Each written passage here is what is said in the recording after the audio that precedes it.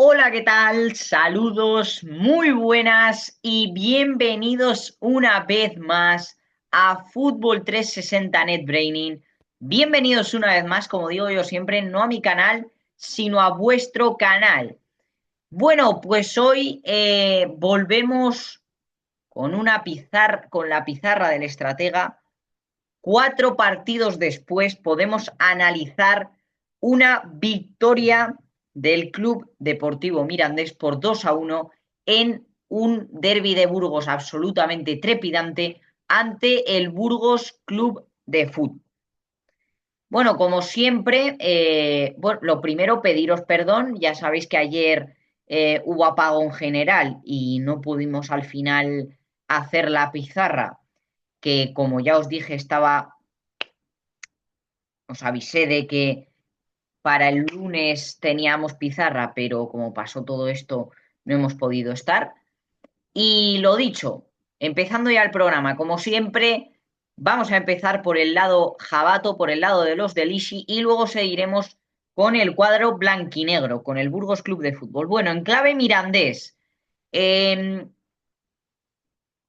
Sinceramente, un cambio absolutamente radical, para bien afortunadamente, del equipo. No vimos el juego al que estábamos acostumbrados a ver en los últimos 4 partidos, ¿vale? Vimos a un Mirandés muy seguro de sí mismo, vimos a un Mirandés que concedió muy pocos errores y que realmente estuvo muy sólido durante todo el partido, pese al gol del empate de Sancris en el 51, que al final se produce por vamos a decir, por un mínimo desajuste, porque al final Iker Benito no puede llegar a todo, ¿vale? Y también hablaremos de por qué se produce ese desajuste, pero en general, muy poquita concesión de errores, un Mirandés que consiguió salir súper eléctrico, sí que es verdad que mucha parte la hizo el ambientazo que se consiguió generar el sábado.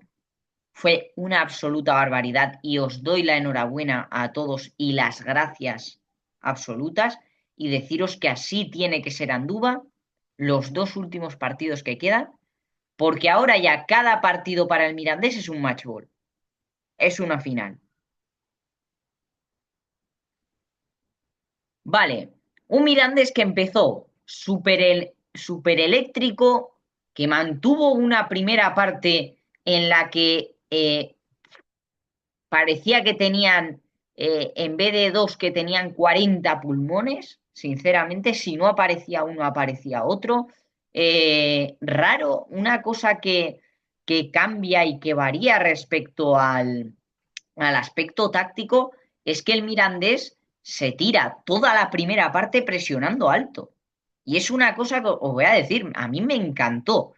Claro, luego tiene sus consecuencias. El equipo al final, los momentos finales del partido, tuvo que ir ya un poco, vamos a decir, con la bombona de oxígeno, ¿vale? Porque la presión que hace el equipo durante la primera parte, comienzos de la segunda, mm, si ya de por sí el 5-3-2/5-4-1, ese sistema híbrido, es físicamente matador, pues si le añades una presión alta, imagínate. Pero me gustó mucho el modelo presión alta. Creo que contra equipos del calado del Burgos, como podía haber sido el Sporting, o incluso como podía haber sido el Cádiz, funciona.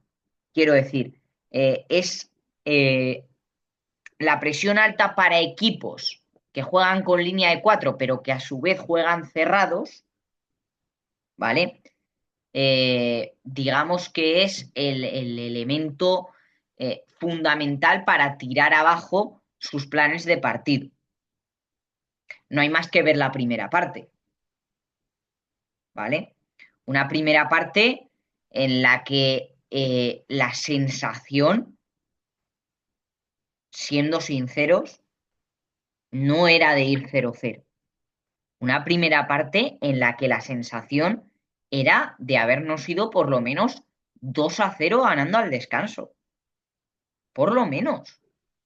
Porque se vio al equipo tan cómodo, tan superior, en parte, bueno, en parte no, en la mayoría de la parte, gracias a esa presión alta. Porque claro, el Burgos, tenemos que tener en cuenta que el Burgos es un equipo muy atípico. Ahora hablaremos más de ello, pero el Burgos intenta sacar el balón jugado con jugadores que no son expertos en ello, salvo Pipa. Quiero decir, el doble pivote se forma con Atienza, perdón, y Marcelo Espósito.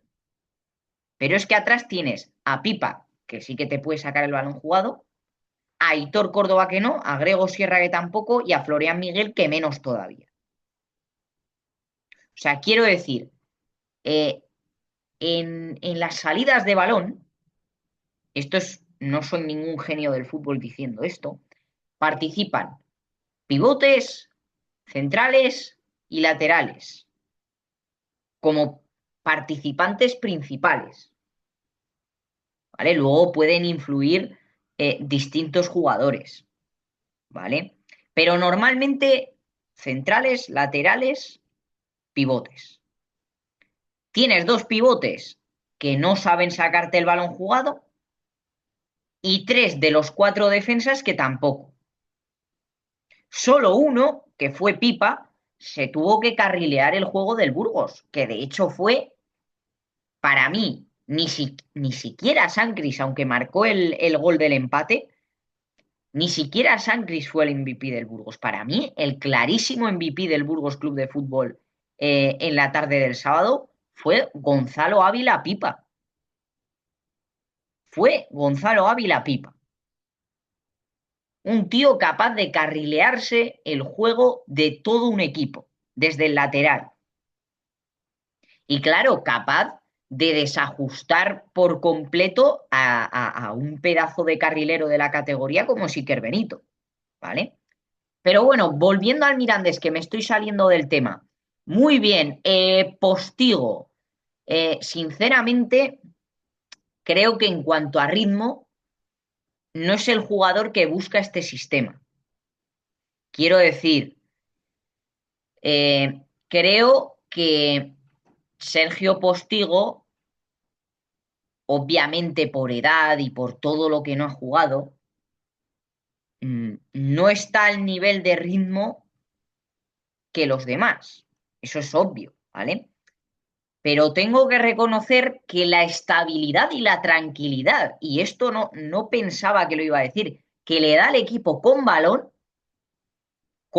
¿eh? Ojo, es impagable. O sea, quiero decir, eh, es maravilloso cómo él, siendo central, es capaz de temporizar el juego, de adaptarlo a su ritmo, de decir a qué ritmo tiene que jugar el equipo. Y sinceramente lo hizo muy bien. Claro que ya llega un cierto momento del partido en el que no es sostenible. Vamos a poner minuto 50-60 al que ya Postigo no llega. Ahí es cuando debería salir Tachi o Pablo Tomeo en su defecto o el que esté. Pero desde el primer minuto hasta el 60, la labor de Postigo estaba siendo absolutamente encomiable, sobre todo con balón. Además, sobre todo con balón, ¿vale?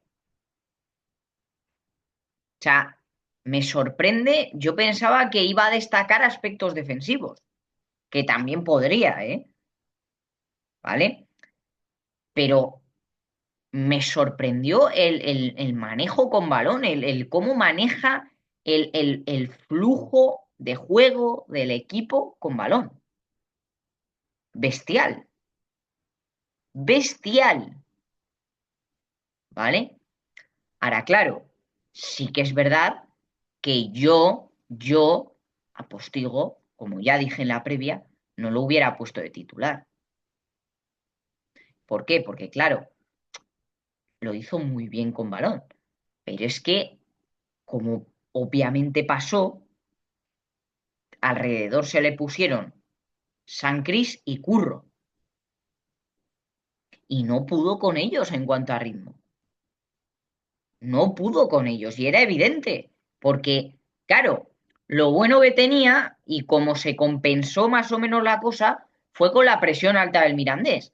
Como el Mirandés presionaba alto y el Burgos jugaba en un 4-2-3-1 en bloque medio bajo, pues el Burgos prácticamente en la primera parte no llegaba. Pero claro, es que lo que llegaba, llegaba con peligro. ¿Por qué llegaba con peligro? Porque a Postigo se le ponían aquí Sancris y aquí Curro. Y no les podía en cuanto a ritmo. Y es una realidad, ¿vale? De hecho, el gol de Sancris en parte viene porque él no repliega rápido a cubrir a Alex Sancris, que es su marca. Que además es que Alex Sancris era marca de Sergio Postigo, ¿vale? Pero es normal, pero es normal, porque Sergio Postigo tenemos que tener en cuenta que tiene 36 años y que se ha tirado media temporada sin jugar. Es así, ya está. Se han juntado el hambre con las ganas de comer. Ahora que ya está en ritmo de competición, vamos a ver cómo evolucionan los demás partidos. Pero en cuanto a ritmo, yo creo que no es lo que busca el equipo, ¿vale? Bueno, el mediocampo inconmensurable. Volvimos a ver a un buen Lachuer después de una traca de tiempo. Vimos a un Alberto Reina que, aunque yo creo que está ya muy fatigado, porque todos los esfuerzos de esta temporada, tanto a él como a Panichelli, porque al delantero argentino también se le ve cada vez más con la bombona de oxígeno, ¿vale? Pero un Alberto Reina que, aunque sí que en ciertos momentos del partido tuvo que ir tirandillo, dado a la fatiga acumulada de toda la temporada, muy comprensible, uno de los jugadores que más minutos ha jugado con el equipo, ¿vale? Hizo un partido excelso, ¿vale? Y bueno, y un Gorrocha eh, que fue el que más corrió, 11 kilómetros, 11 en un partido, 11 kilómetros hizo John Gorrochategui, se puso el mono de trabajo, no es habitual en él, o sea que hay que reconocerle el esfuerzo de que se pusiera el mono de trabajo en acciones defensivas.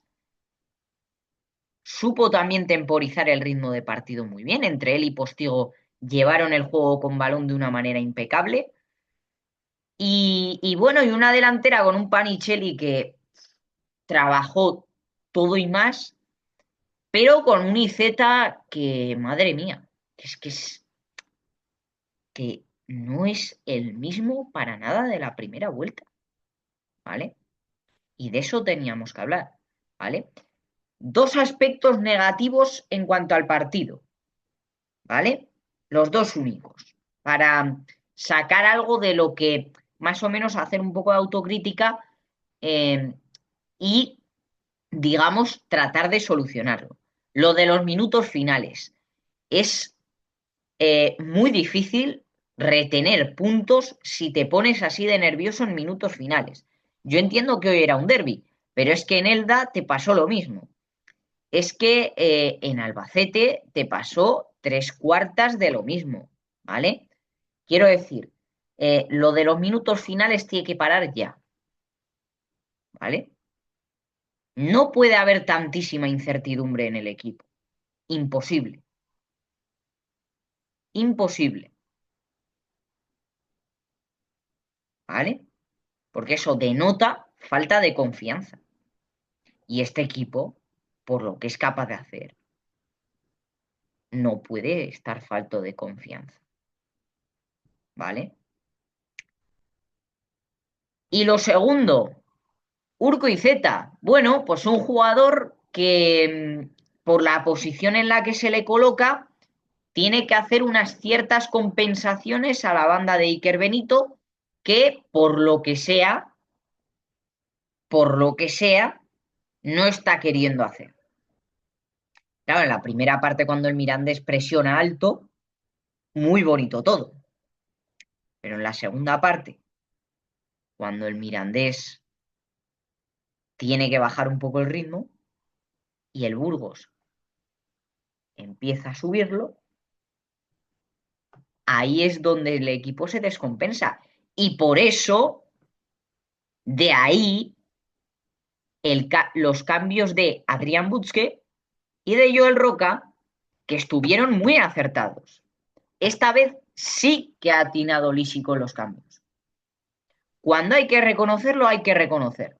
Los cambios de Butzke y de Joel Roca se hicieron muy bien y en el momento justo.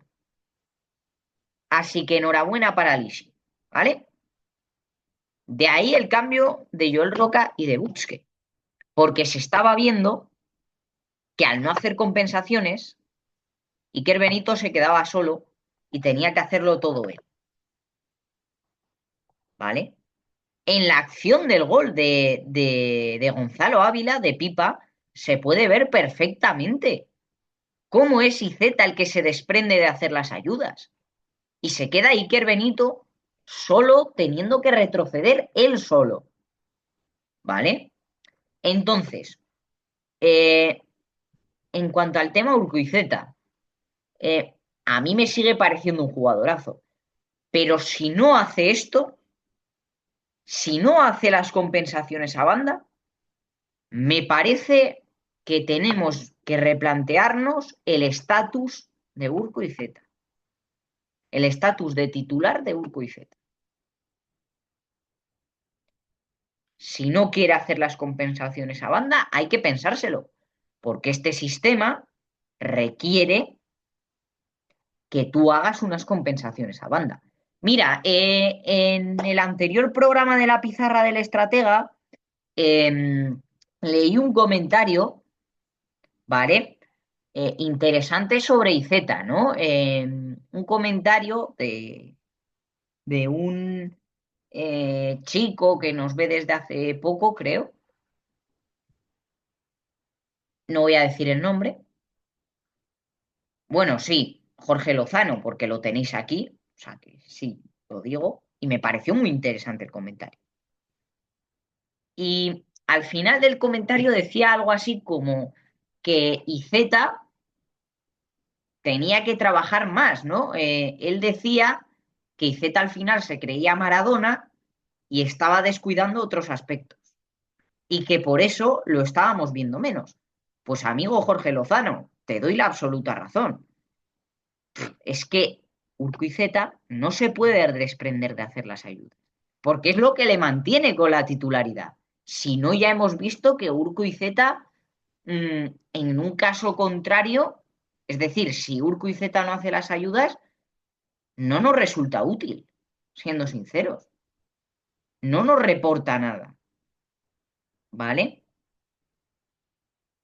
Pero lo dicho, un partidazo del equipo, una mejora muy grande respecto a lo que llevábamos viendo los 4 partidos anteriores. Espero que esto sea así también en Eibar.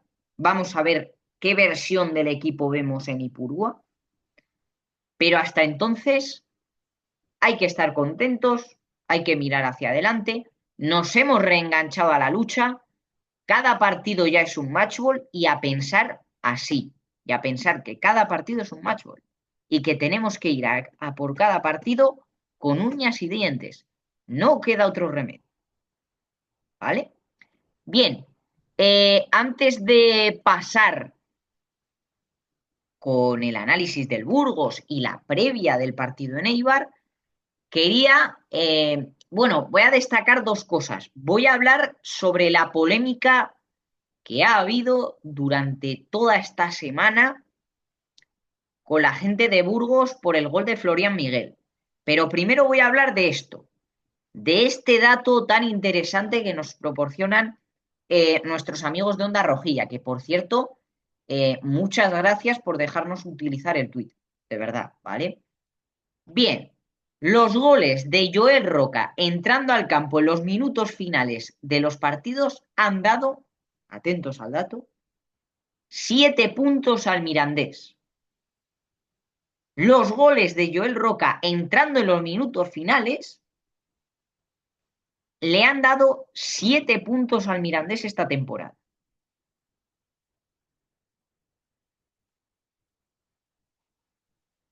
Y aquí es donde se confirma mi teoría de que Joel Roca no puede ser titular porque es un chico al que se le han dado una no, varias oportunidades como titular y se ha visto que no, pero que es un absoluto genio como suplente, que es posiblemente el mejor revulsivo que tiene este equipo. Y ya os lo he dicho, y ya os lo venía diciendo, y estos solo son datos que lo confirman. Joel Roca como titular, no. Ahora Joel Roca como suplente es el mejor revulsivo que tiene el Mirandés. Yo es al jugador al que más le he visto hacer saliendo desde el banquillo.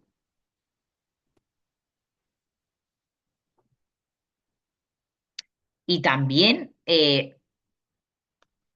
pensado una cosa interesante, y esto en el fútbol pasa mucho, que cuando un jugador es suplente y tiene minutos frecuentes y tal, y pensamos que no le aporta nada, bueno, no nada, y pensamos que le aporta poco al equipo, luego nos fijamos en los datos y decimos, hostia, con perdón de la palabra, eh, que este chaval tal, que mira qué números tiene, que parece que no, pero sí. En el fútbol muchas veces nos pasa que porque un jugador no sea titular indiscutible, ya nos pensamos que prácticamente no aporta nada. Y no es verdad. Nada más lejos de la realidad. Mirad el Roca, 7 puntos le ha dado al Mirandés. Que no es poco. Entrando en los minutos finales, 7 puntos. Y esto en el mundo del fútbol suele pasar, ¿eh? Porque al final, normalmente cuando tienes el estatus de titular, pues eres la cara más reconocida, por así decirlo, ¿no? Y te llevas todo el mérito y tal. Pero que sepáis que los jugadores que entran eventualmente son muy importantes para los equipos. Y que en concreto yo el Roca para el nuestro también. Vale, vamos con la polémica. Vamos con la polémica del derbi burgalés. Vale, gente de Burgos dice que es gol legal de Florian Miguel. Mister Asubio, que es el que nos deja las imágenes, muchas gracias, pero de la opinión mejor no voy a hablar, ¿vale? Del post que ha subido mejor no hablo, ¿vale? Porque si se supone que es experto en arbitraje, bueno, es lo mismo, ¿vale? Gente del Burgos y Mister Asubio dicen, es gol legal del Burgos. La gente del Mirandés decimos que no es gol legal. ¿Quién tiene razón? Bueno, yo os lo explico rápido. Y aquí voy a ser totalmente imparcial. Vamos a coger ya el reglamento con la mano. ¿Vale? Vamos a tener aquí presente el reglamento. Todo contacto con el portero dentro del área pequeña se sancionará como falta. ¿Florian Miguel está en el área pequeña? Sí. ¿Tiene contacto con Raúl Fernández? También. Punto y se acabó. Punto y se acabó. Y lo dice el reglamento, no lo digo yo. Y si queréis, id al reglamento o buscadlo por Google o lo que queráis. Si queréis, buscadlo por cualquier medio y lo encontraréis. Todo contacto dentro del área pequeña con el portero, falta. Florian Miguel tiene contacto en el área pequeña con el portero, falta. blanco y en botella, leche. A buen entendedor, sobran pocas palabras. O sea, sobran las palabras. Y el que no lo quiere entender, que no lo entienda. Pero todos tenemos ojos en la cara para ver cómo Florian Miguel le mete el codo y el culo. Todos tenemos ojos en la cara para verlo, ¿eh? Todos, todos. De verdad, todos. Por favor, no neguemos lo evidente. No defendamos lo indefendible. Es lo que hay. Si te gusta bien y si no también. Ya criticamos el acierto. ¿Por qué no hablamos del penaltito pitado a Curro? De eso no interesa hablar, ¿no? De eso no. Pero sé que interesa decir que vaya robo, que no sé qué, que no sé cuál. Lo pone en el reglamento. Y segundo, si yo te pego a ti, y fuera parte ya de lo que ponga en el reglamento, si yo mañana en un campo de fútbol meto un codazo a alguien, no sé, falta, ¿no? ¿Y aquí por qué no se la van a pitar a Florian Miguel? Si está claro que le choca a Raúl Fernández. Está claro, ¿eh? O sea, lo estáis viendo igual que yo, ¿vale? Entonces, de verdad, somos mayorcitos, dejémonos ya de gilipolleces, de verdad, y con perdón de la palabra. Dejémonos ya de gilipolleces porque, vamos, es que, es que me parece ya hasta absurdo explicarlo, ¿vale? Bien, ahora sí, ahora ya nos inmiscuimos en lo deportivo. Vamos con el Burgos. Bueno, el equipo de Luis Miguel Ramis, que por cierto, eh, telita la pasada que se mete Luis Miguel Ramis, telita, y todavía se queja la gente de que acabe expulsado. Pero bueno. Bueno, el equipo de Luis Miguel Ramis se planta en Andúba, volviendo otra vez a ese 4-2-3-1 que tanto les caracteriza, ese 4-2-3-1 en bloque bajo. Raro, porque normalmente el equipo estaba jugando con un 4-4-2, pero claro, no estaba Anderson Arroyo, ¿vale? Y, y bueno, no estaba Anderson Arroyo, creo que también tenían otra baja por lesión o un jugador que estaba tocado y no jugó, ahora mismo no caigo. Pero bueno, la decisión de Luis Miguel Ramis es volver al 4-2-3-1 en bloque medio bajo. Error. Absoluto. Primero, porque ya en medio campo no hay más que ver que te plantas en una inferioridad numérica. Y en ataque más. Es que hay que contar los elementos con los que vas al ataque. Es que hay que contar los elementos de medio campo. Es que hay que contar los elementos con los que defiendes también, ¿eh? Y sobre todo, algo que no hizo Izeta, pero tampoco hicieron David González y Alex Sancris, las compensaciones a banda, claro. Si encima juegas un 4-2-3-1 y nadie compensa los movimientos de Pipa o de Florian Miguel, lo tienes muy jodido. Pues encima juegas con laterales largos. Y encima de eso, le das vuelo a Florian Miguel, que es un tío que no sabe jugarla.